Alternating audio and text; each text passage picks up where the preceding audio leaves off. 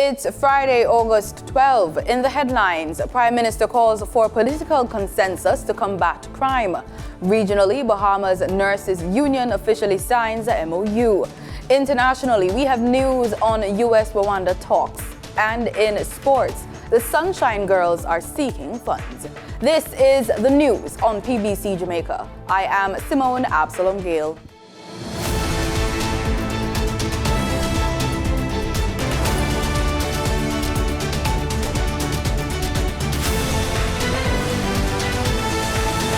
Prime Minister Andrew Holness is calling for political consensus to combat crime in Jamaica. He discussed the matter at the public presentation of the National Commission on Violence Prevention held at the Banquet Hall, Jamaica House on August 11. Here's more in this report.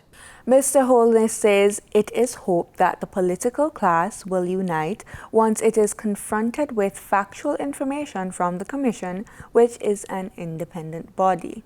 We haven't been able to get to political consensus. We are attempting it. We have a framework in place. We have CMOC, but we haven't reached genuine consensus on how to tackle crime. I'm hoping that having taken this approach, where we have asked an independent body, all the persons who are on this body are strong, independent persons who can analyze the data and say to the government, here is what needs to be done. And to the opposition as well, here is what needs to be done. The political class, confronted with this factual set of data, recommendations, and conclusions, would then have to look at it and come to a reasonable understanding as to what we need to implement.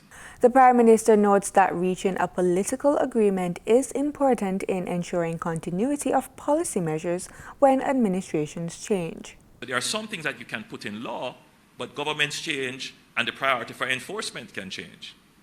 Right? But you need to have consensus. And once you have that underpinning consensus, then you can really make the change. So I'm using this platform to say to our counterparts in the opposition that let us create a space in which the treatment of violence is not contested politically. The Commission, which is chaired by internationally renowned researcher Professor Maureen Sams-Vaughan, is mandated to conduct a continuing comprehensive review of all existing public and private violence prevention programs, as well as the strategies of the government. Its purpose is to identify gaps in the prevention and intervention services and to make recommendations with respect to violence prevention and intervention programs. While we are working at these early prevention mechanisms, we also have to do something about this. Because gang interruption, if we look at our homicide rate, we will see that a lot of this is related to gang violence, and we can't get away from the homicide rate. It is a concern. So we have to address gang violence. So some of those early things are going to prevent kids going into gang violence. Professor Sams-Vaughan says data shows that before a 12-year-old in urban Jamaica leaves home, he or she would have witnessed an act of violence. And children also have personal experience of violence before they leave the home. Before children leave home in the morning, they observe adult behavior in the home. 2 out of 3 see and hear verbal abuse. 1 out of 3 see adults throwing objects and hitting each other. And I need to say these are 12-year-old children in urban Jamaica. 1 out of 5 see adults kick, beat each other, threaten, or use a gun or knife. And so here comes the prevention arm.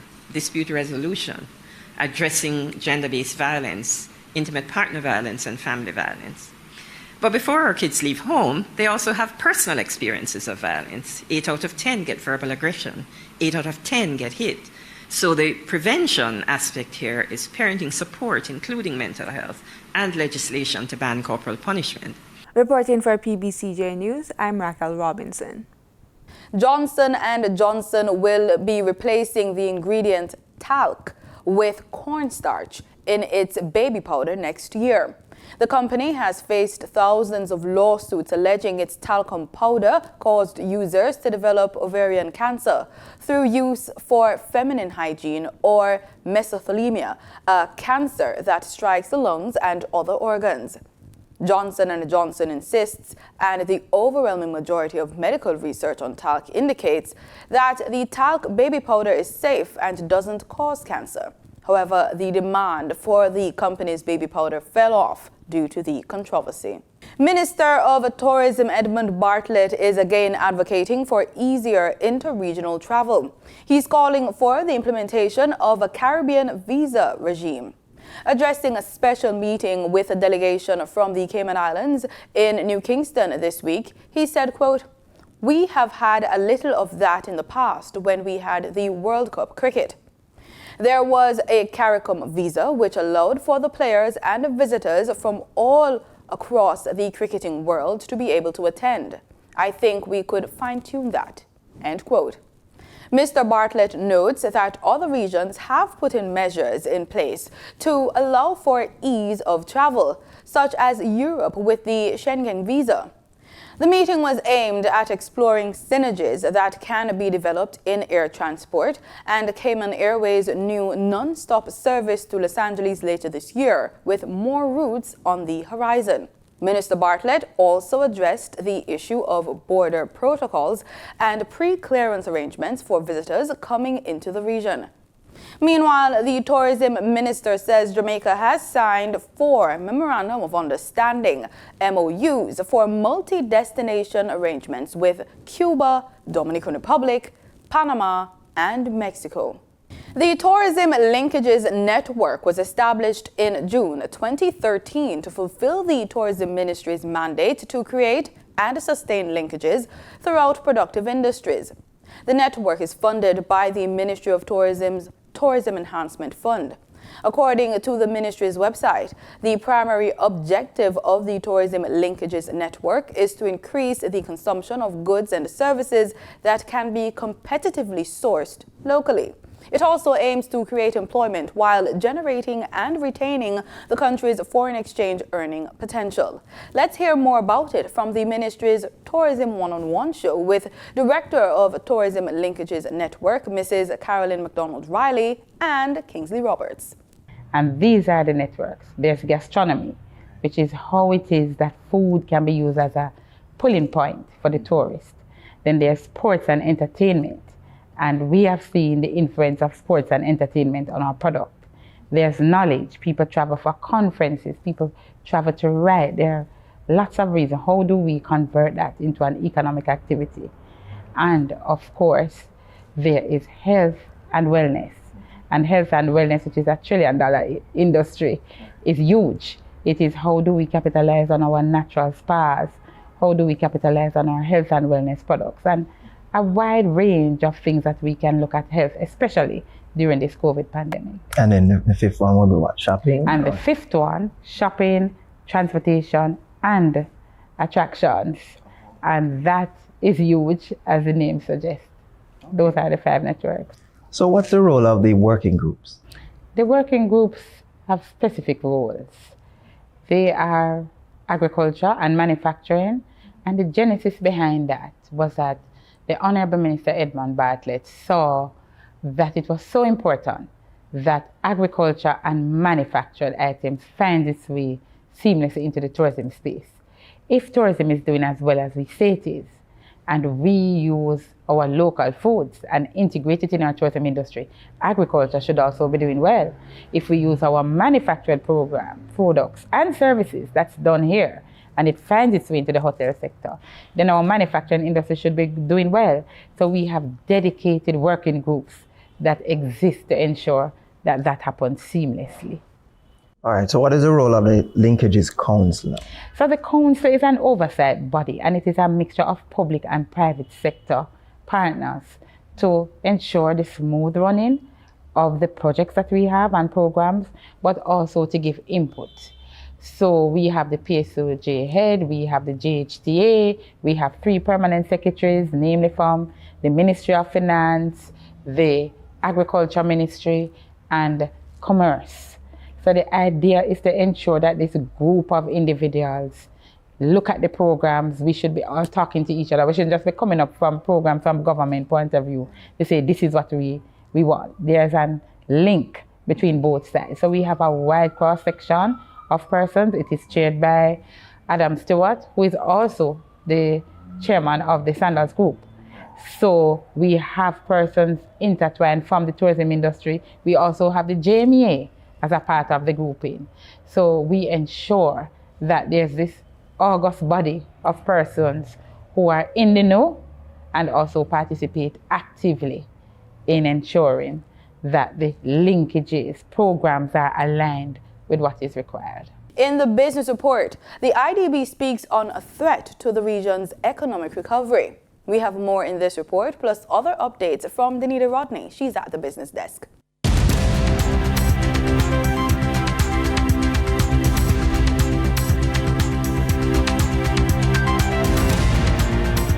A new study by the Center for Global Development and the Inter-American Development Bank find that many companies in the Caribbean survived the pandemic by slashing investment.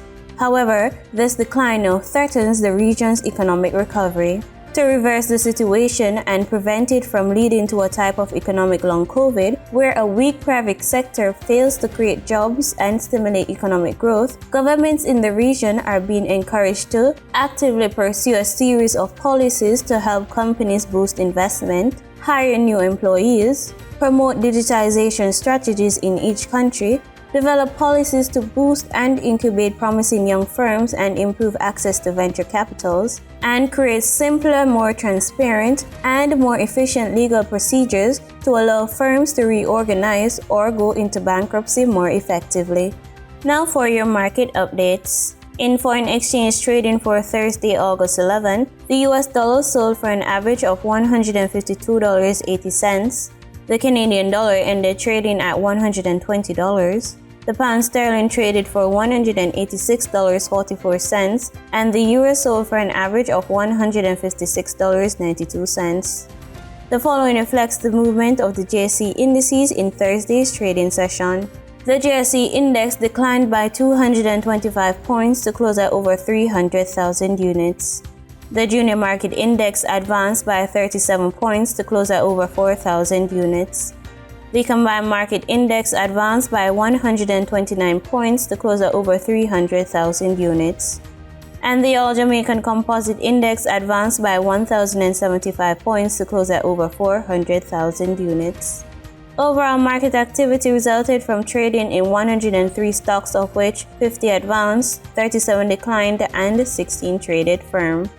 Stocks advanced for AMG Packaging and Paper Company Limited, CAC 2000 9.5% cumulative redeemable preference shares, and Cargo Handlers Limited. Stocks declined for 1834 Investments Limited, Access Financial Services Limited, and Barita Investments Limited.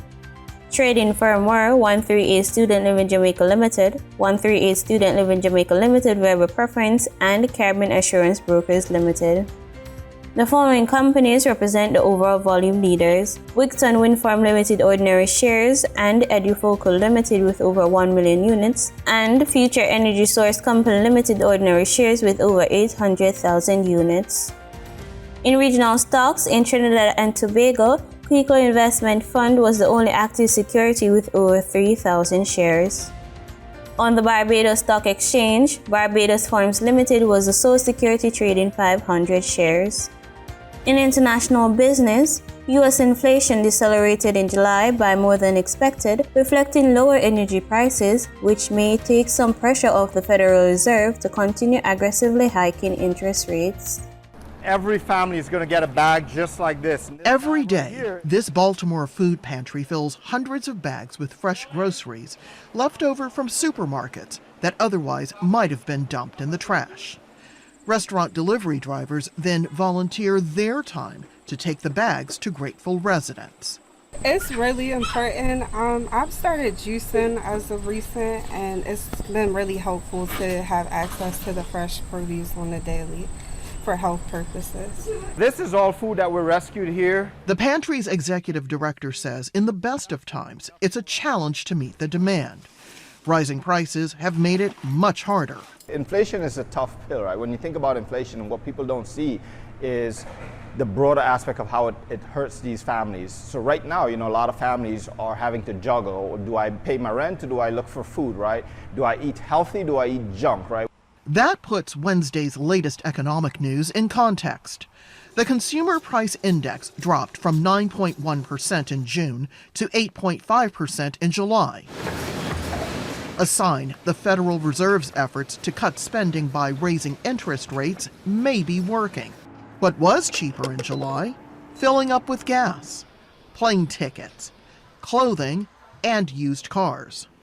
But grocery prices rose 1.3% between June and July, and the increase was more than 13% in the past year. For families on limited incomes, the price rises are often unsustainable, a point the U.S. president acknowledged on Wednesday. With the global challenges we face, from the war in Europe to disruption of supply chains and pandemic shutdowns in Asia, we could face additional headwinds in the months ahead. Our work is far from over, but two things should be clear. First, the economic plan is working, and second is building an economy that will reward work. While investors on Wall Street drove stock prices up in approval, the potential for more shocks to the global economy and to U.S. consumers remains. What else do we have going on? Chris Dipnarine says it's all the more reason why he's trying to boost his pantry's output to 1,000 bags a day for his neighbors. And he says he needs the community's help. It's very hard for people to go look for food. So if you can donate or volunteer to nonprofits that are attacking food insecurity or trying to help, that's what I would suggest, because we are kind of going after a silent killer in America right now, and that's hunger. Trying to help the most vulnerable survive a volatile period in the U.S. economy. In market data for oil prices fell on Friday, held down by recession fears clouding the demand outlook, but remained on track for a weekly gain. Brent crude futures were down $1.33 at $98.27 a barrel, while West Texas Intermediate crude fell $1.51 to $92.83 a barrel. And that was the business report on PBCJ. I'm Danita Rodney. In regional news, prices of goods and services in Antigua and Barbuda were on average 10.5% higher in June this year compared to the prior year. More from ABS News. That information comes to us from the Statistics Division in the Finance Ministry, which tracks movements in the Consumer Price Index, or the CPI. Well, the division says headline inflation was driven by increases across a wide range of categories in the basket of goods. The food index rose 10.3%, while the index for transport rose 27.6%, which was attributed to increases in airline fares of close to 43% and operations of personal transport equipment, which climbed 26%. The index for all items, less food and energy, increased 6.9% over the past 12 months.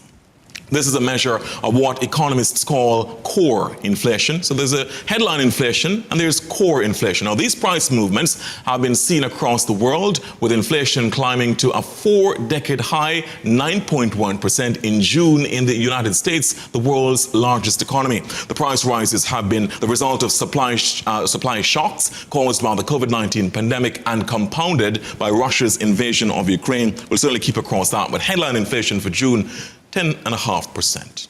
In the Bahamas on Thursday, after less than 3 months of negotiations, the Bahamas Nurses Union officially signed a MOU. Officials are calling it a good first step to encourage nurses to remain in country. This is a very,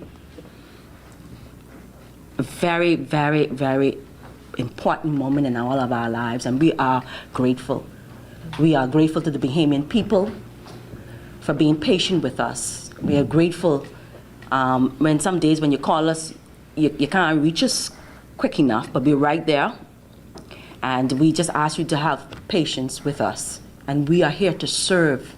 I always tell all of these beautiful nurses that we are here to serve. It's not about the money. Yes, we need the money to survive. But what is it about? It's about caring for the people, your people, my people, If we don't, then what is going to happen? We have no country. Some key details of the agreement include a retention plan, a housing initiative for those nurses who qualify, and a disaster and pandemic stipend. Minister of State for Public Service Pierre Glover-Roll and Minister of Health and Wellness Dr. Michael Darville dubbing today's signing a victory for nurses in the country. We're losing nurses at high rates. Some don't want to leave, but don't have a choice because they have to survive. So the fight that Madam President put in for her members today, to God be the glory, is a victory for the nurses of this nation. Today, we are focusing on our nurses. But I warned the Junior Doctors Union, as well as the Consultant Doctors Union, to know that their issues are being addressed. Guyana is undergoing rapid transformation, creating a greater demand for technical and specialized skills. And Vice Chancellor of the University of Guyana, Professor Paloma Mohamed Martin, has backed efforts to provide more modern education. We just ended our first RAISER program, which is a regional STEM accelerator, where we had 100 children from across the region, ages 9 to 13, working in our labs at the university, residential for 2 weeks, hoping to keep them in STEM and keep them excited. As I've also been advocating for a technology stream in schools, which is specific to technology. And I hope somebody is going to listen to me in this regard. And that this should start from the as early as nursery, because children nowadays, their interface with technology, they understand it. And if you can build a curriculum from very early, and interest from very early, I think we'll be able to see more. That the Ministry of Education will outfit about 30 schools in the hinterland regions that did not have science labs before. And that is going to happen by the time school opens. In the Cayman Islands, the public is being warned of a letter promoting work in the Cayman Islands by the Ministry of Border Control and Labor that is not linked to the company and its affiliates. We are aware of the misrepresentation of temporary work permits being circulated on social media using a suspicious Instagram account. While investigations are underway, we caution the public to refrain from engaging with any government social media that may not seem legitimate. All correspondence sent out by work is circulated from our main office here in the Cayman Islands only, using our official letterhead and signed signatories. Members of the public are reminded to do proper diligence and research to ensure they are not being taken advantage of. In international news, U.S. Secretary of State Antony Blinken says he discussed with Rwandan President Paul Kagame credible reports that Rwanda supports the M23 rebel group in the Democratic Republic of Congo. They also talked about Rwanda's human rights record. Al Jazeera News has more. Antony Blinken had strong words for the Rwandan government after UN experts said they have evidence Rwanda is backing M23 rebels in neighboring Democratic Republic of Congo. We recognize that Rwanda has security concerns of its own, including reports of cooperation between the Congolese military and the Democratic Forces for the Liberation of Rwanda, the DFLR, an armed group. My message to both President Tshisekedi and President Kagame this week has been the same.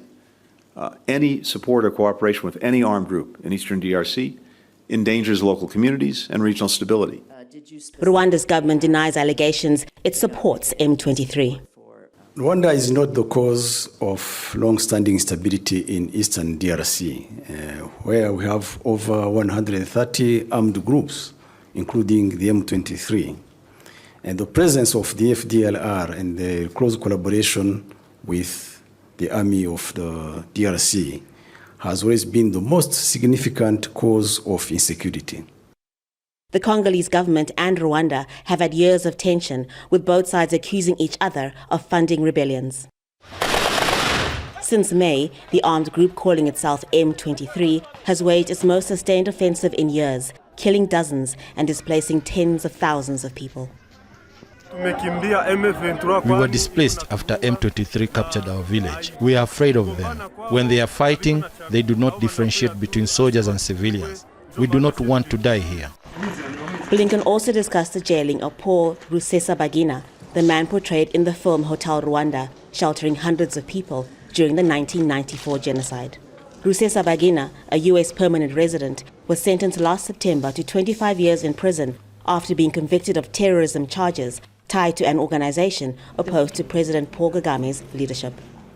As far as the government of Rwanda is concerned, Paul Rusesabagina is a Rwandan citizen, and he was arrested, he was tried, and convicted along with 20 other accomplices for serious crimes they committed against Rwandan citizens, and which he committed while residing in the United States. Before his trip to East Africa, Blinken was in South Africa. Analysts say the U.S. wants to increase its diplomacy in the region to counter Russia's growing influence on the African continent. In sports, we're on the court with netball. After their impressive performance at the recently concluded Commonwealth Games in Birmingham, Jamaica's Sunshine Girls have already turned their attention to the 2023 Netball World Cup, with Netball Jamaica facing a $40 million budget to get the team ready for the sport's marquee tournament. First Vice President and former Sunshine Girls captain Simone Forbes explains Netball Jamaica is in need of significant funds as it looks to prepare the team for the tournament, which is set for South Africa from July 28 to August 6 next year. The girls will travel to New Zealand in September, which will cost Netball Jamaica in the region of $7 million. Already qualified, Jamaica will host the regional qualifiers for the Netball World Cup in October and will also field a team. Now on the pitch with cricket. Despite a valiant all-round effort from Dean Smith in Game 1 of the T20 series, the West Indies fell short at Sabina Park in Jamaica to give New Zealand a 1-0 series lead. Smith turned in career-best performances with both bat and ball playing in front of his home crowd. The all-rounder had impressive figures of 3 for 32 of his 4 overs and then smashed a whirlwind 27 not out of just 12 balls in the losing effort. New Zealand took first knock and made 185 for 5 of their 20 overs, to which the West Indies replied with 172 for 7 of their 20 overs. Shamar Brooks top scored with 42 from 43 deliveries, while Jason Holder hit 25 from 19 balls. The Windies brought themselves into a good position to snatch victory after a fine partnership between Smith and Brooks. They needed 26 from the final over, but other than a 6 from Shepherd off the third ball from seamer Tim Southey, they were unable to secure the dramatic win. Game 2 of the 3-match series is on Friday at Sabina Park. All-rounder Romario Shepherd believes West Indies are yet to play the complete game after suffering their T20 defeat on Wednesday. Shepherd and fellow all-rounder Odin Smith spoke to Cricket West Indies media after the game. Well, obviously, we have a process, and for the past couple of games, we are a young team and we're working towards something, and obviously we've seen more and more improvement in it, so we just have to trust our process that we have right now and just walk along with it. Even though it seems that we are losing, we are doing some really good thing in between those losing games. We are going very close in each and every game, but we are yet to play the complete game, but we are working on it. Is it frustrating that the top order is not doing what it should? I wouldn't say frustrating. The guys went out today and they didn't apply themselves. But it's a team. If they don't do it at the top, we the guys in the middle or at the bottom have to come, and do what we have to do. So I wouldn't say it's frustrating. I just think we have to perform as a team, because if the guys went out today and gave us a good start, I think it would be easier for us at the back end than to just come in, and trying to get 20 runs or over, which is difficult for us. What could have been done differently at the top? I think the guys could have just applied themselves more with the spinners, because they got wicket, didn't go for any runs. So if they had went for, a runner ball, we lost by 13 runs. One guy bowled 4 overs for, I think, 14 runs. So if he had went for 24 or run a ball, that would have made a big difference. And this is where we end the game for now. You've just watched the news on PBC Jamaica. You can follow us on all our social media platforms at PBC Jamaica. Thanks for watching.